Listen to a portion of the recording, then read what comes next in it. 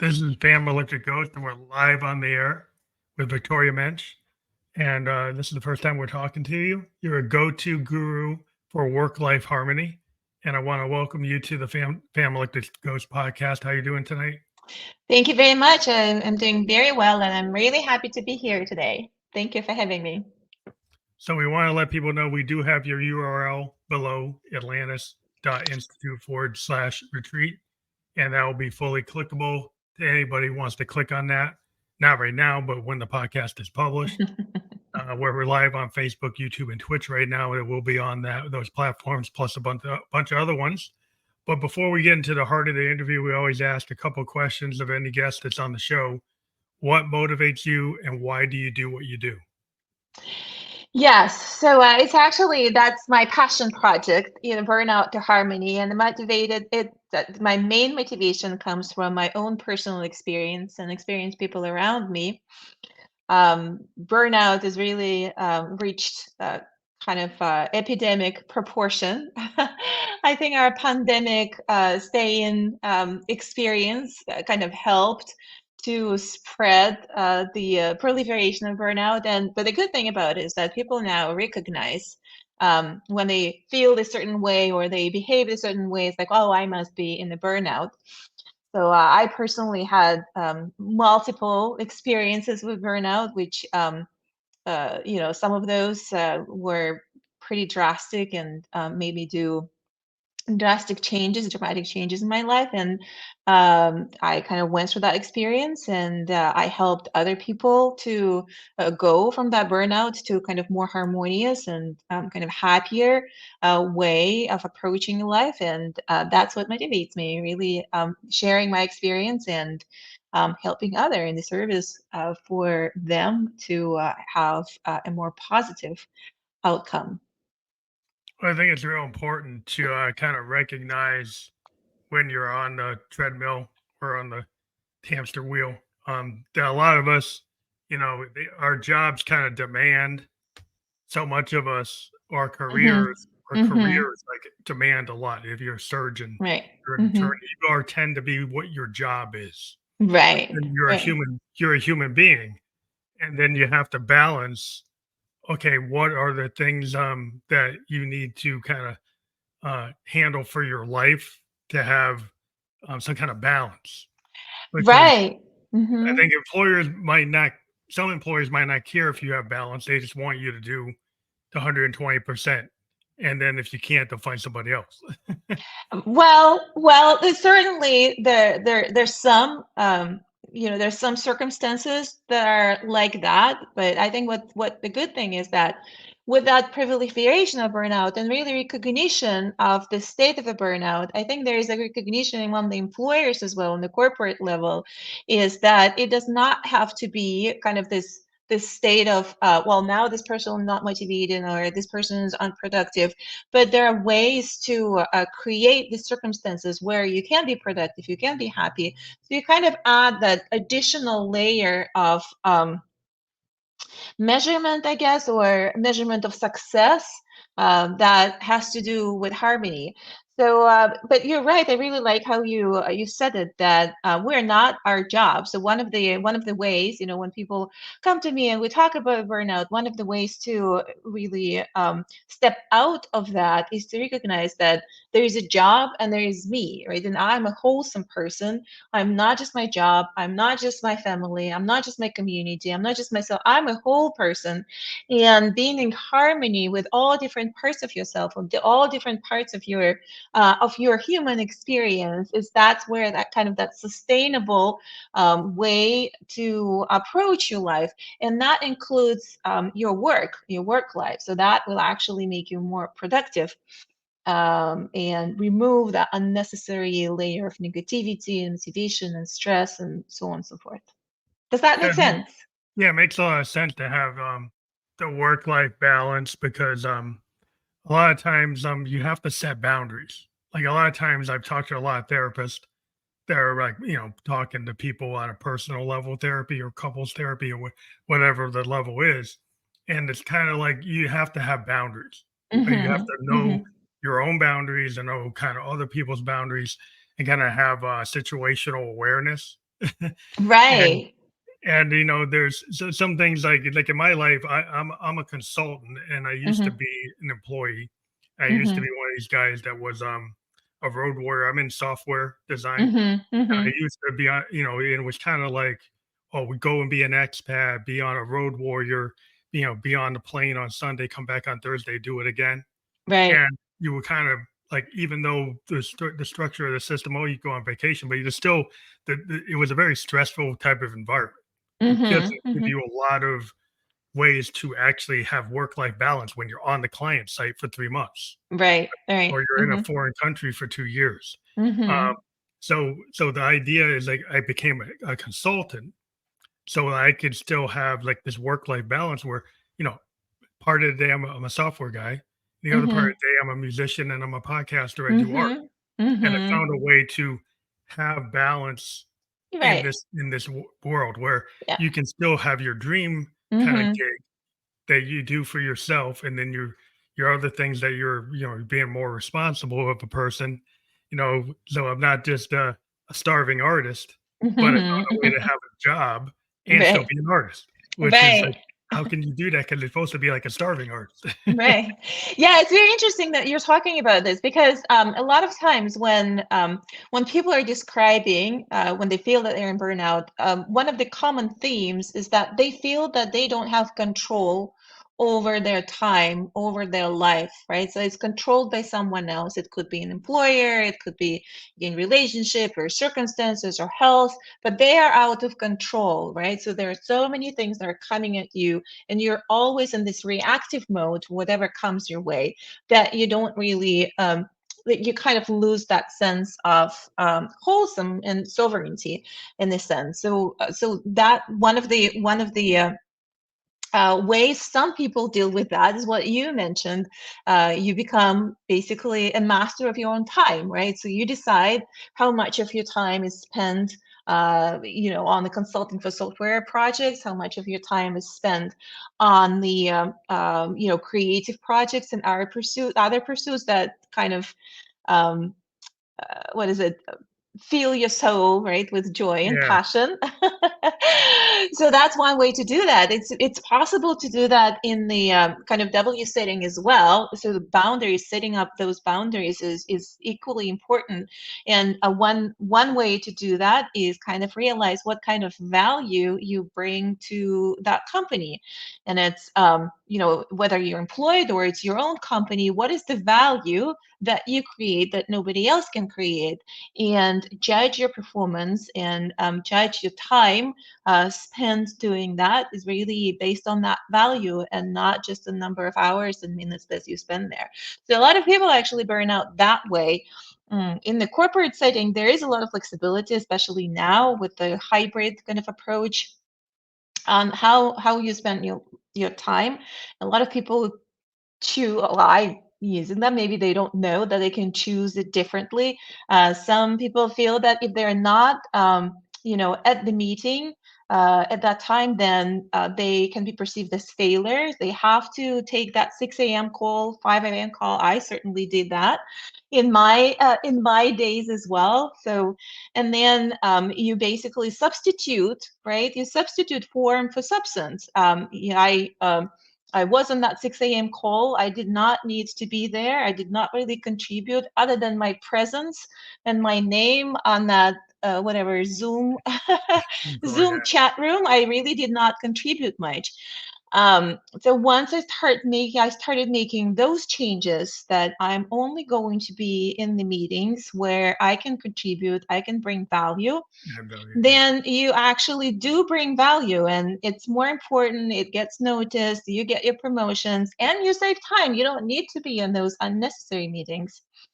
Yeah, I I can think tell that. you, yeah. So I was talking to someone a year ago or so. He was a VP of sales in the enterprise software company, large company. It's a very stressful job, right? As you know, it was not a big company, it was a small company. The sales is really the key there, and it's very stressful.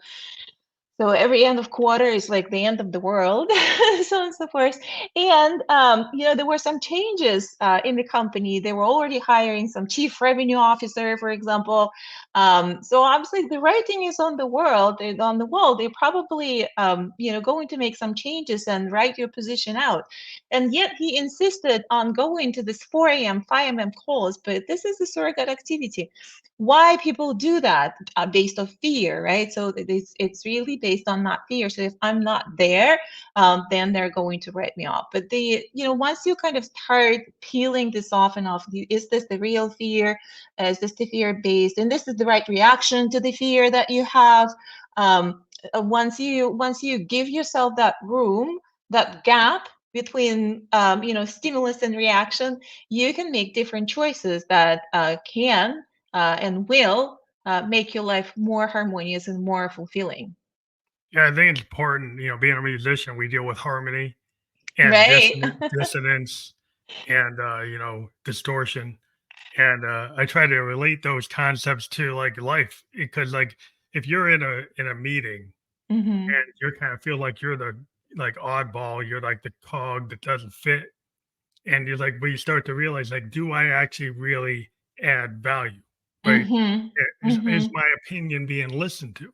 Hmm. Is it that I could actually contribute better? Hmm. It's like say you're an architect and then you're in the accounting finance meeting. Hmm. Like, why are you there? Like, Hmm. you probably should be with your engineers, right? Right.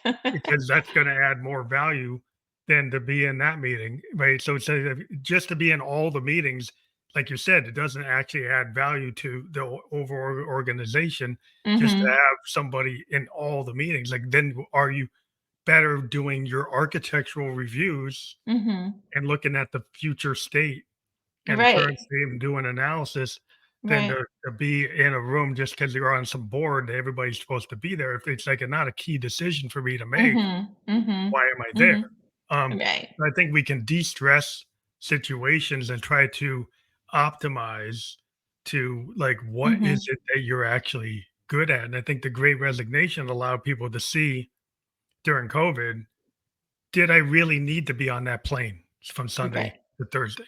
Hmm. Do I really need to be in the office to do what I'm doing? Like, I'm a Hmm. remote worker. I've been remote for the last 5 years. I made a Hmm. choice even before COVID to be remote. I was like, "Why do I need to be on the plane? Why do I Hmm. need to be in the Uber? Why do I need to be in these hotels?" Because Hmm. I've been able to be very productive without doing that. So, Hmm. why it was Hmm. somebody's expectation that you needed to do that, and Hmm. maybe that's the management or executives or the board's expectation that doing that travel equates to actually having Hmm. that success. But you have to Hmm. point out, it's like, if you can be successful without that, why do you need to do that? Right, right, right, exactly. And a lot of those kind of revelations happened during COVID as well. Well, it turns out a lot of things can be accomplished remotely, right? And it saves so much time, so many people. They're still, we're still kind of in the process of figuring out what's the right mix. Being on both sides of the equation as an employee, as an employer, I can tell you there are considerations on both sides, right? From an employer perspective, what I see a lot, and certainly what I experience myself, is it's really a sense of control, right? So if I see people around me, I know when they came and I know when they left, and they were in the office all this time, then it kind of gives me a little bit of sense of security, right? And kind of assurances that, well, I pay for something there. Mm, But this is not a true sense of security, right? It's a false sense of security. People come and they sit in the office, I don't know, like browsing internet or something. yeah, So there is a fine line. So at the end of the day, I think a lot of work that I do, my passion here is really work on the individual level, how you, me, everybody, individually, how you take responsibility for your own time, for your own contribution, for your own life? How do you make decisions that from now on, this is the life of harmony that's right for me? It's not what my parents told me. It's not what TV news told me. It's not what on the cover of Forbes told me. What's that truth and harmony for me? Right. And I have that North Star and I'm moving toward that North Star and I take responsibility for that. So, and once you kind of take that responsibility, everything that's happening around me is really my responsibility. That's kind of radical self-responsibility. Right? It's my responsibility. Then you are in that position of empowerment because now I'm in the creator mode, right? So I'm not in the victim mode, I'm in the creator mode. I take responsibility for what's happening around me, no matter what comes my way, no matter where and how it got originated. I'm responsible for that and I'll create my own reality that way.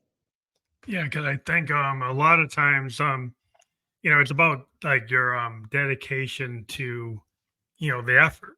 The effort. Mm-hmm. So some people might be built that they need to be in a room on a whiteboard in order to have them motivated, even though you Mm-hmm. could have a virtual whiteboard and you could do it. Mm-hmm. If you have the capability to not have to have the audience right in front of you. Like a lot Mm-hmm. of musicians, like I'm a musician and they had a problem. Mm-hmm. I am a Mm-hmm. musician that I am somebody that writes my own music and I play Mm-hmm. all the instruments. I do everything myself in like a one person band. Oh wow. Like if you're a guy that's in a rock band, let's say Mm-hmm. you're the drummer, you Mm-hmm. can't really be motivated to go do that drum track all by yourself. You actually need the band to be there with you. So Mm-hmm. that type Mm-hmm. of person has a very hard time. And I talked to a lot of rock stars or musicians that had a very hard time in COVID if they weren't the type that I am, right? They can pretty much go and write everything and play everything themselves. If Mm-hmm. they were Mm-hmm. part of a thing and they needed the other people, Right. Right. they had a very hard time not being Mm-hmm. able to be in that collaborative environment. And so, like, Mm-hmm. if you kind of take that and expand it to certain people, Mm-hmm. need to have that collaborative group in, be embedded in it physically there to Mm-hmm. actually get the best work out of them. Right.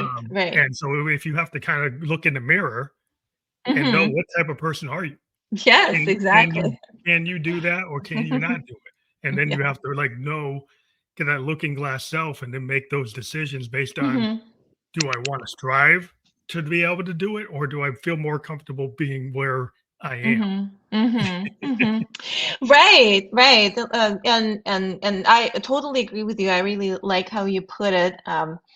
So the authenticity really comes to play there, right? So when you put your kind of compass, right? Your measuring tapes is inside you. So this is what works for me. It might not work for other people. They are unique in their own way.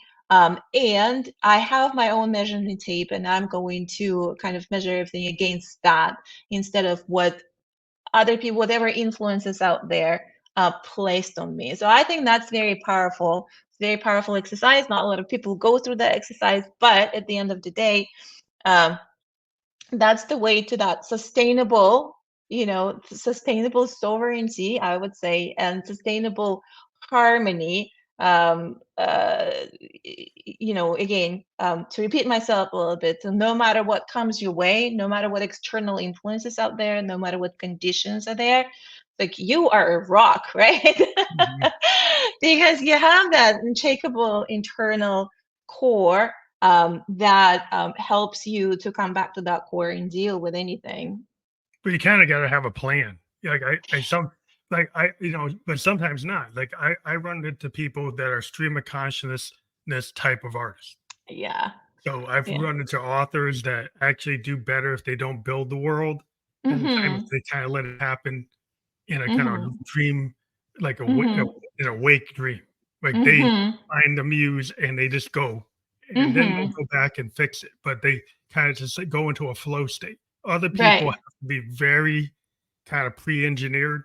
They got Mhm. a flow charted out, they got a world build, they got a character design, they gotta Mhm. have everything all lined up, where other people are more like, "Oh, I'll let the muse kinda take me Mhm. in the moment," Mhm. and every know it is an opportunity, then it's not a mistake. Like if you Mhm. come from a mindset that I could have this idea, but if I can go with whatever kind of comes in the moment and Mhm. not be obsessed about starting and stopping. Mhm. Then you Mhm. can kind of Mhm. take wherever you are Mhm. and go with that and kind of Mhm. roll with the punches.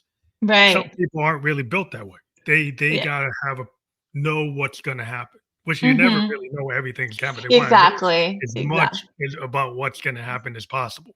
Yeah. Yes, exactly. The greatest certainty is that it's not going to be certain, right? So there's uncertainty and everything. So I think in both ways there is still it comes with a vision. That vision can be very articulated and very structured, or it could be very fluid, right? But at the end of the day, there is still that vision that you have and hold for yourself. So now the problem starts when that vision get blurred, right? So like I don't know, I wake up in the morning, I don't know what for. So that's very common in burnout as well. When you kind of lose your compass, you lose that north star, and it's just every day there's something called in addition to burnout, there's a new thing people start talking about. It's called languishing. So it's kind of Mm, you're not quite happy but you're not quite sad, right? So you're just meh, somebody say how. unmotivated. You're Right, like, exactly. It's like every day is the same. It's like I don't know why, I'm just performing the tasks, right? So "Okay, languishing. When somebody is like what's how's life, and you're like I don't know. um so that's the key here is to realize that this is not normal, right? So what I mean by that, this is not this does not have to be um taken as is, right? So a lot of myth in our society as well is that um okay, let me back up a little. So if you look at kind of previous generation and generation before that, this is almost the first time in the entire history of humankind when we suddenly start talking about happiness. Like before that, it wasn't even a question. We were such in a survival mode that nobody even thought that we had, like, it has to be a right to be happy, that it has to be a hey, goal to be no happy or in face to be happy." harmony. Right, so that it's not even a thing, right? So your goal is survival, right? So it's like you didn't starve, you succeeded. You didn't freeze to death in winter, you succeeded. So happiness was not even on the plate. And now we're talking about that because all our basic needs, more or less, are satisfied, right? So now we're going up on that Maslow, pyramid of needs. And that's why this is even an issue. So that's why we actually, we are in this like materially we're in such a better place. We've never been in such a good place in the world as we are now. But psychologically, we're not there. Now we have all these issues of like, I'm not satisfied, I'm not fulfilled. What is this Mhm. for? So that vision of happiness, right? So some people don't realize that they need to create the what is it? How would harmony look like for you?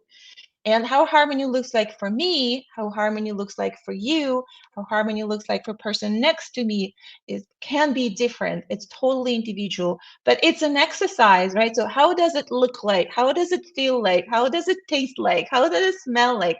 What is that? And you hold that vision. For some people, then from there they need a very detailed plan. Today I'm going to like if I my passion is right, like I really wanted to write, whether it's music, whether it's a book, and then I need to produce 5 pages per day. And that how I go toward my vision. For some people, as I say, they're in total flow. It's like, okay, today I feel like writing. I just need to create, space for it. When the inspiration strikes, I'm ready to write that down. But that vision is there whether explicitly or implicitly. For some people it just happens naturally. For some people it's something that they actually need to practice and create, that this is what I want, this is the life I like, right? And then you make a choice to create that life and live that life. I think sometimes people have a comparison trap. So like if you're keeping up with the Joneses is like an old term, right? Yes, So yes. if you feel unmotivated and empty because you look at somebody like a Taylor Swift and say, "Well, I'm never gonna reach that." right? So why would I even write the song? Because I'm not going to reach that, right? Yes. So the Mhm. point, but the other good point be like, I grew up loving like underground, independent college Mhm. radio, where bands didn't get a billion views. Mhm. Maybe a Mhm. band has 100,000 fans, 50,000 fans, Mhm. 30,000 fans, 5,000 fans, but Mhm. they were still considered to be good, not because of the quantity of how many people listened to them, Mhm. but because of the work. And whether or Mhm. not they had a million fans wasn't the point. The point was they had some unique thing that was interesting, Yeah. right? So it was like William Blake was not known as a Victorian poet in his time, Mhm. right? But he was found to be one of the greatest Victorian poets, but he wasn't known like Mhm. Tennyson or Wordsworth or Long. He wasn't known. They found Mhm. his stuff later, like Mhm. because he Mhm. had the inspiration to actually put it down on metal plates. Right. So it was found because he felt it was important enough to etch it into acid on metal plates. So he had Mhm. that, but he didn't know how to market it. Mhm. So he got found Yeah. after he was gone. But the idea was he felt it was important enough, but he just didn't know how to market it. So the Mhm. question is like, are you in that comparison trap, or do you have the kind of like Blakean will to do it, but you didn't know how to market it, but you did have the Mhm. will to do it, Mhm. Mhm. or do you do not have the will Yeah. to, you know? Yeah. Yeah. So there are a couple of things that I want to kind of go back on what you just said. Well, first of all, I find it very interesting and actually ironic that for whatever reasons, we apply a much higher measure of success um, to people in creative positions. So if you're in creative pursuits, right? So if you're not Taylor Swift, then you're a failure. Um, whether for kind of more traditional professions like marketing, for example, we don't say, well, if you're not a chief marketing officer and you're a marketing manager or you're a marketing assistant, then you're a failure. We don't say that, right? So the same way, for whatever reason, we apply that unrealistic um, kind of the standards to people in creative pursuits. I don't have an answer for that. I just find it really interesting and ironic because I myself kind of was in that situation as well. I was into music. I was in musical school, back way back when, and I really wanted to do to go through a music route, music career. And then my parents told me, "Oh, you'll never be a performing pianist." You're just not good enough. You'll never be a performing pianist. Yeah, And like you'll end up being somewhere in the orchestra, like a backup singer, whatever, backup player. And it's like, oh my God, this is awful, right? So I never want to do that. And then I went to a different route. And it's not like I became, world renowned psychologist. I still, went through the, my passion route, but it's not like nobody said, well, don't go and study psychology because you'll never be like Freud, right? yeah, So nobody's bothered by that. That I yeah. could be like a school, not to diminish, like could be a school psychologist or a counselor or something. Nobody bothered by that. But if you're Yes, not Taylor Swift or it's like not the a value. concert pianist, Yeah, then you kind of did not. So for creatives, for creative pursuits, is actually very interesting because what I'm convinced right now, it's my passion. That's how I approach my life as well. That creativity has a value on its own, regardless of the outcome, regardless of mhm, whether people like it, well, whether it's good or bad. First of all, it's very subjective. Regardless of the outcome, just the process of creativity, process of creative expression of your soul, right? Of your talents, of your gifts. It has value on its own. It does not need to have any other value. It does not need to be. It does not need to be monetized. It does not need to be super successful. It does not. It's good when it is. What it needs to be shared, right? yeah, so yeah, so and right now we're in this fantastic time when it's really easy to share that, right? So like we are in complete control and empowerment. You want to write a song, it's so easy. You in whatever quality, you just write it down, you record it, and you put it on SoundCloud. You want to paint, it's so easy, right? So you put it on your website, whatever, anybody can find it. It wasn't available before, so maybe that's where that those standards come in. But now it's available, so it's really meant to be shared. It means to be expressed and means to be shared. So again, going back to the concept of burnout, some of the most powerful exercise I find for people in burnout is to really connect with your joy. So what creativity does, it connects with your joy. That's, a lot of people call it self-care. So you do things Yeah. just for the sake of bringing It's very joy to you. therapeutic. It's Exactly. therapeutic. Like, Exactly. it has a therapeutic, there's an exercise that, if you're an artist, a lot of artists that I know that keep, they've been playing since they're 12 years old. I'm 56. It Hmm. wasn't that we wanted to be, like the Beatles, not that we wouldn't want to be like the Beatles. Hmm. But the fact is we have a lot of fun, and Hmm. it's a cathartic thing, right? Hmm. So, like, I Right. know a lot of poets, I know painters, I know photographers, and at different levels, and they all do what they do because of the cathartic nature of it, right? That Right. they get it out, and then the law of attraction. When they put it out there, they Hmm. never know what opportunities may come. And at Hmm. times, like, if you're willing to not kind of hide it and say you're not ready, which Hmm. is kind of like the imposter syndrome Hmm. situation, but if you're Right. willing to deal with the vulnerability of it, which Hmm. I think a lot of people in that vulnerability goes across the board. I think a lot of times it's like people get burned out because they're not really being, they're not self-actualizing.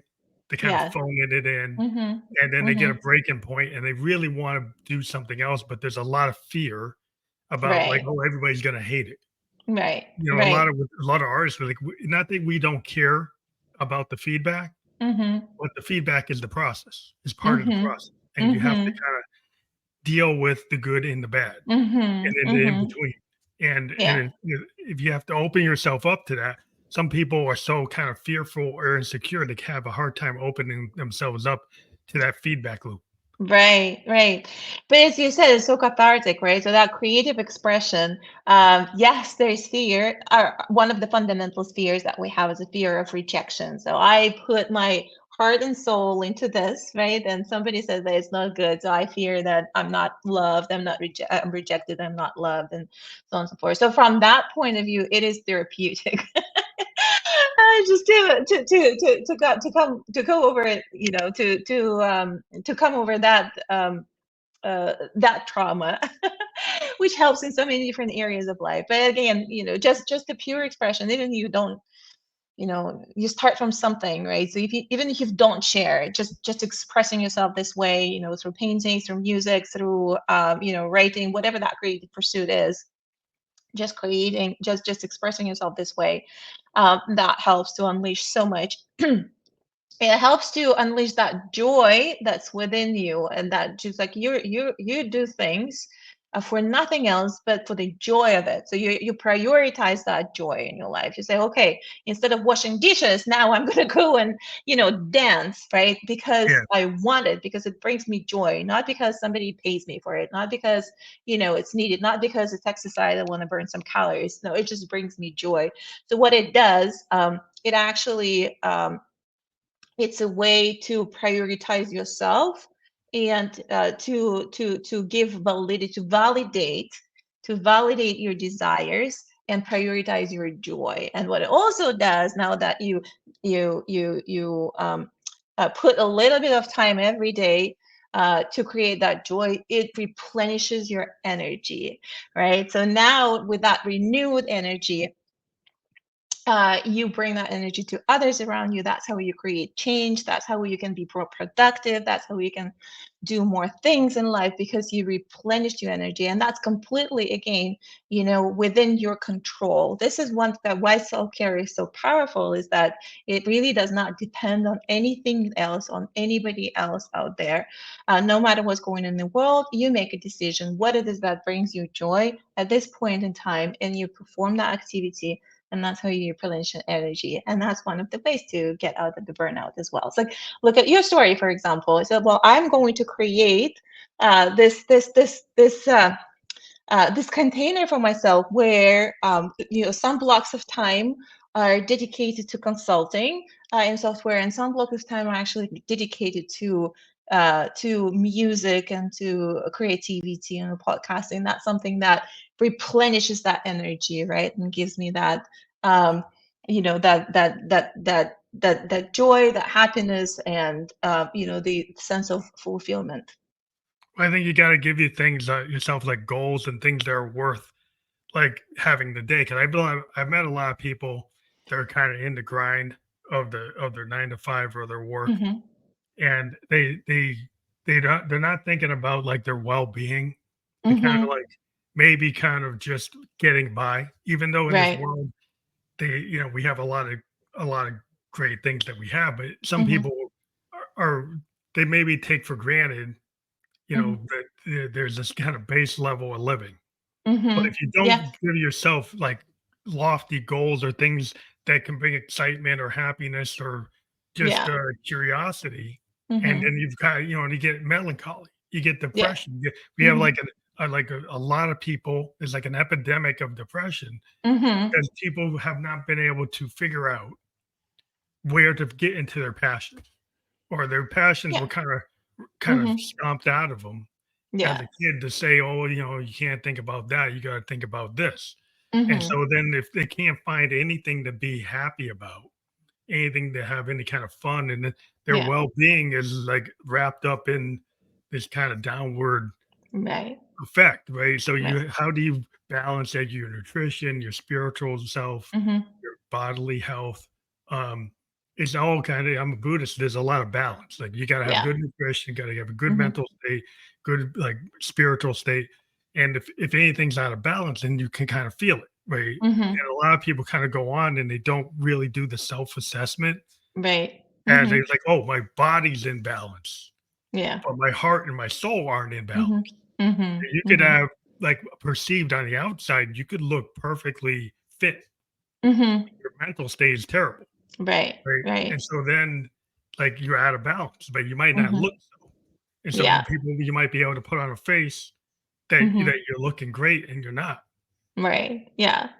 Well, that's why I like this self-care exercise, right?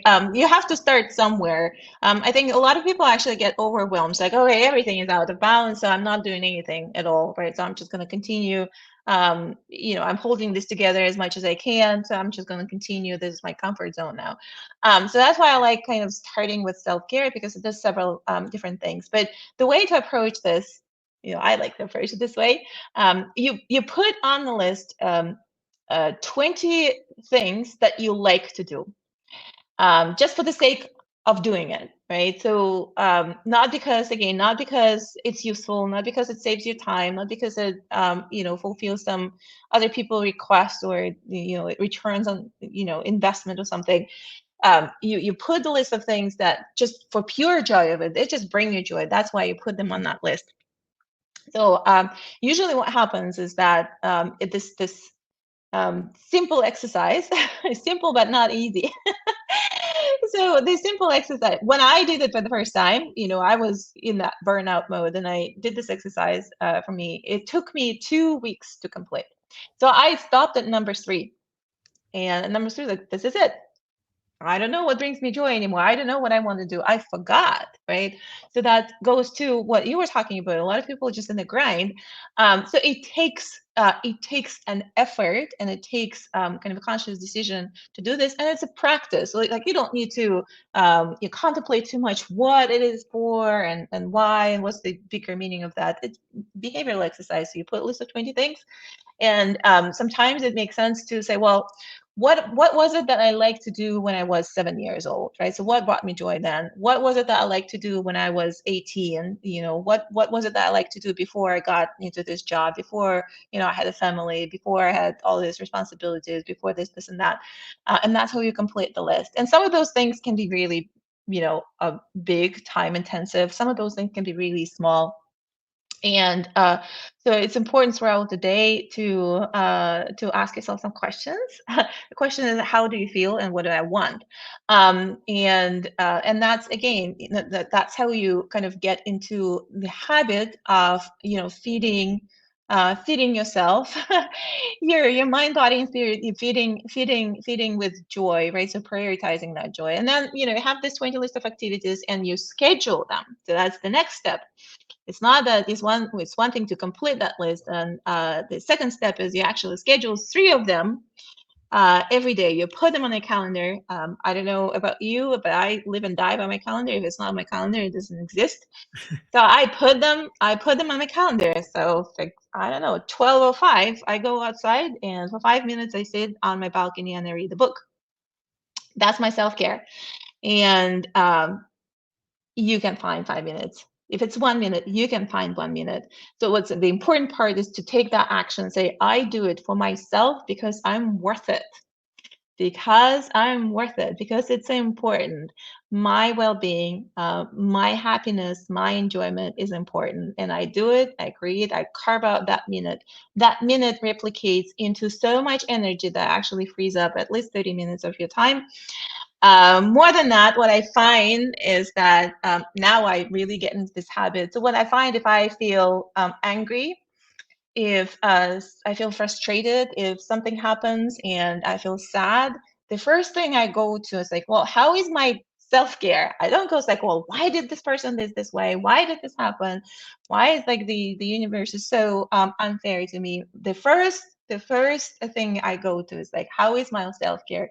Did I do my 3 self-care activity today? And more often than not, I find that so my frustration, my anger, my sadness, whatever that is, whatever negativity is there, can really be tied to that routine. I actually did not fill my cup, so I'm out of energy because I did not do my self care. And that's why I react this way, not because other people suddenly became bad people or negative people. So that's No, magic, right? yeah, the calendar is a real important thing. But I started initially with like to-do list that then Hmm. end up going to a calendar. So Hmm. I could have Hmm. like aspirations. I want to do my top Right. 5 things, top 10 Mhm. things, and then Mhm. the calendar is what actually ended up being scheduled. Right? I Mhm. had an aspiration. I was going to do 10 things. Maybe what the calendar only has 3 of those things. Right, Yeah. Yeah. because I've decided, well, it's not gonna fit, right? Mhm. But then, like, you had an aspiration. So, Mhm. is there journaling involved in your process for people to keep diaries or journals or records of what they wanted to do on these to-do lists or calendars? Does that Yeah. work? So it really again, so my process is very kind of personalized and individualized. For some people, journaling works fantastically. For some people, it's a no-go.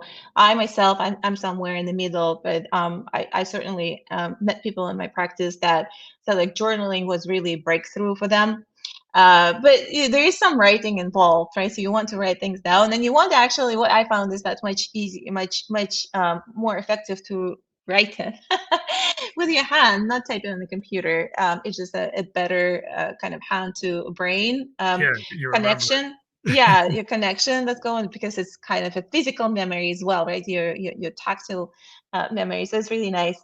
Uh, Another thing, this is very practical list of things that you can do right now. 20 things. Another list that I also encourage people to start going is kind of your desires, right? So what is it I want? And I encourage people to go up to 100. Try to do no fewer than 100. And this could be, I don't know, I want to have, it could be as unrealistic as possible. If it's important to write it down, just to give it, just to give it kind of validation that yes, I want it. It doesn't mean that I'm going to have an action plan to get there, but I want it and I want to put it in the team. I want to give this kind of I want to acknowledge this, that I have this desire. It could be like I want to have a mansion by the sea in France, right? It could be I only want to fly, private planes for now. Or it could be exactly, or it could be, oh, I lost connection with my friends, I don't know, 20 years ago, and I want to reconnect with them. So it could be that list, but challenge yourself to go to 100. First of all, Mhm. what it does, it kind of releases, because so all this kind of unrealized desires, they're trapped. They're trapped somewhere in your body. They're still there. So once you acknowledge them, you put them on the list. You kind of offload Yeah, that frustration, and you kind of say, oh, maybe there's something there. So I did the list like that. What was it, 2 years ago? And some of those like completely out there. But surprisingly, I went through that list just a few months ago, and I crossed. at least 30% off of that list without even doing anything again intentional to fulfill those desires. It just happened this way. It's just for the fact that I acknowledged them, I put them on the list, I put them away, and then I went back like, oh, okay, 30% of that is done. So I get to dream again. So Yeah. Yeah. Like, it's a desire kind of and a permission to yeah, dream, the right? permission to kind of blue sky it. Yeah, I'm around a lot of creative people. They kind of yeah, think of this blue sky idea, right? The right, blue sky right, idea is like like the most like fanciful idea, right? The yeah, one that's like, kind of out there, and then you go back and you look like, did I hit any of these blue sky ideas? Did I right, actually exactly. did I actually attain it? I mean, you'd be surprised that if you kind of have an expansive Hmm. mindset, like the growth Yeah, mindset versus yeah. like the limiting belief that like Hmm. if you go into it saying, "Well, there's no way I'm gonna be able to finish my album this year," well, you're probably not gonna finish out.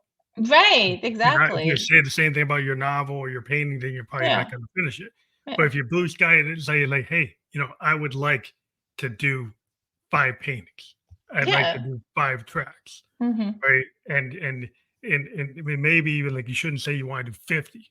Like you Hmm. kind of start to realize like what is Yeah, possible and what's not possible, right? yeah. And you could go toward the upper limit, like, oh, I know I probably only gonna do 5 hours, I would do 10. Hmm. Hmm. But then don't kill yourself if you don't do number 6, 7, 8, 9, and 10. Yeah, Right? I yeah. think you have to give yourself the win. Hmm. And the problem I thought people like they focus on the fact that I said 10 and I only did 4. Hmm. So then they were like, oh, I failed. Yeah, Like yeah. if that's probably not the mindset to have, right? Hmm. Or it could be like very generic, like, oh, I want to be singer-songwriter, right? So if I've never done anything like that, or yeah, I want to play piano in front of, I don't know, 10 people, what have you, or just I want to play piano, or I want to think of myself as a musician, or I want other people to perceive me as a musician. So it could be very, very high level, right? It could be just, oh, just pie in the sky. I want to be singer and songwriter.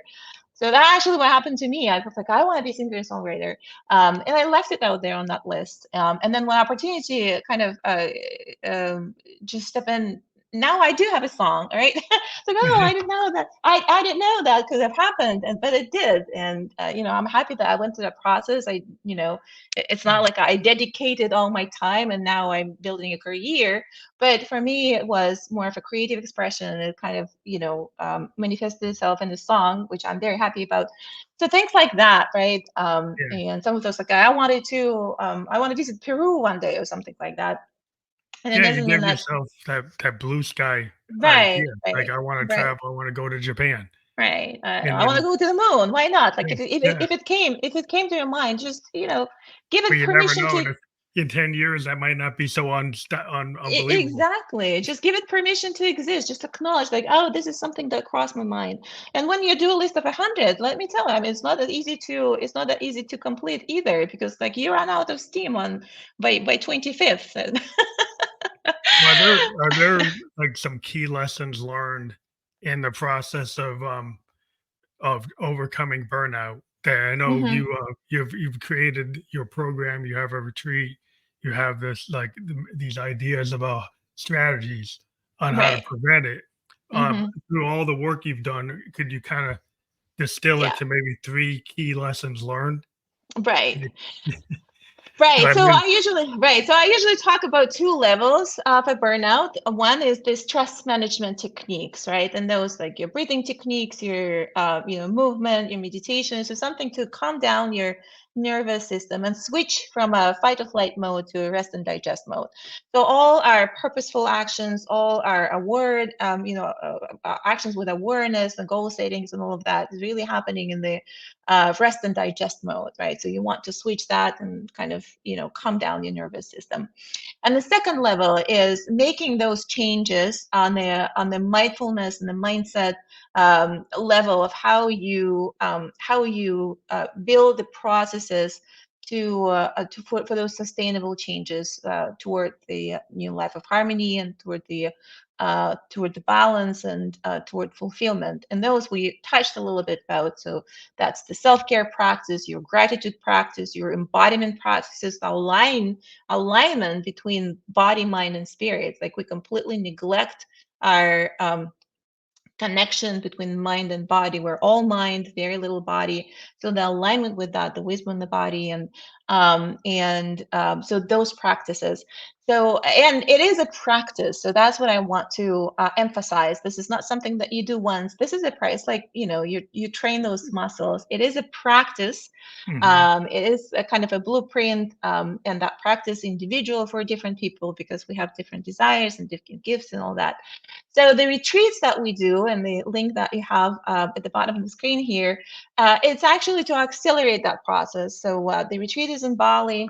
There is one coming up in October, then there's another one in April.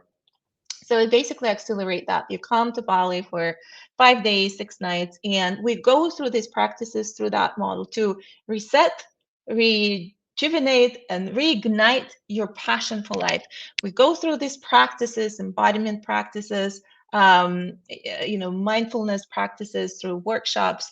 We immerse into the magic of Bali, and at the end of the day, you leave with your personal practice and blueprint with a renewed sense of purpose that can bring you to the next level in your life. So that's the idea behind it.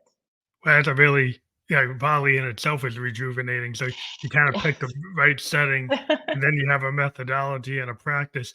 But like it is kind of like, we're human beings. So like the setting of where we are, like the environment that we're in is important. And so I like the fact Hmm. that you kind of integrated a place like Bali into your practice, because I think it is like human beings, like we can say, oh, like I can just do a thought exercise.